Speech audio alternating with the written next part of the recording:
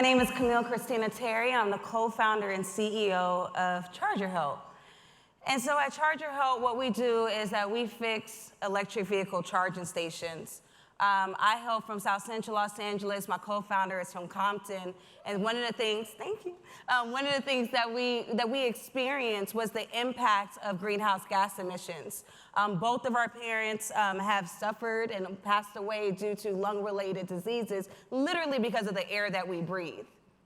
And so when I started to learn about charging stations and electric vehicles and the opportunity for us to have better quality air, I tell you, I was so excited. However, as I started to learn more about the state of the infrastructure that we've deployed in decentralized field, these are computers that we've deployed all over the place, and they're supposed to be smart. And the industry thought that, hey, if we put a computer out in the middle of nowhere, it's going to tell us when something's wrong. It's going to tell us when it's broken, when it has a bug infestation, when it has a connector cut. But guess what? We're just not there yet. And we still need people.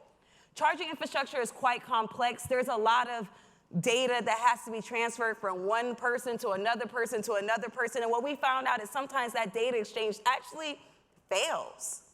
And in fact, when we went out and surveyed 5,000 charging stations across the United States, we saw that upwards of 30% of the current infrastructure was inoperable. And so what we do at ChargerHelp is that we offer an agnostic system. We say that if we are going to invest $7.5 billion into charging infrastructure, if we are actually saying that EV charging stations are something that's going to be beneficial to our environment, then let's figure out a way to ensure that they work. And so at ChargerHelp, we actually employ technicians. Our W-2 technicians are making $30 an hour. They are black and brown folks from all across the U.S., white folks from rural communities. We say that if we're in an area and we're fixing the station, let's hire the local community to do it. We've been able to be recognized by leaders such as VP Harris, where she's been able to see how important this work is, this ideal of combining technology and people. And we've been able to grow our team. Just in 3 years. My co-founder and I started in 2020. Since then, we've raised $21 million.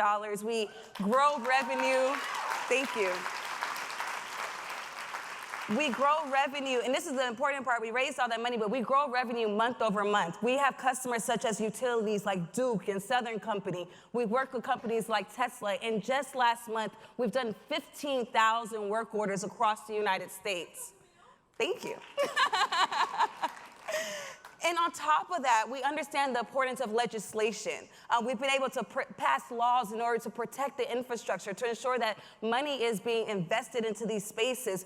Because the things that we know to be true is that if we collect the data, if we utilize people and are able to collect the data, we can actually protect the infrastructure. And then we can drive customer confidence. Because what we know is that what is being done today actually doesn't work. And yet you still need people, and you combine people with software. And so we've built out really cool diagrams and dashboards. But the thing that I want to leave y'all with is actually two things. The first is that we've actually been able to build out models where we can predict when stations are going to go down. We can be able to calculate how much labor it may cost in order to protect a certain charging manufacturer. But the thing that I want to leave you with is the reason why we built ChargerHelp the way that we built ChargerHelp is because I'm from South Central and my co-founder's from Compton. And we have parents that worked at companies where they did not pay them $30 an hour, where they did not have equity in the company, where they did not have health care benefits. And so investing in companies like ChargerHelp is not just a nice to have.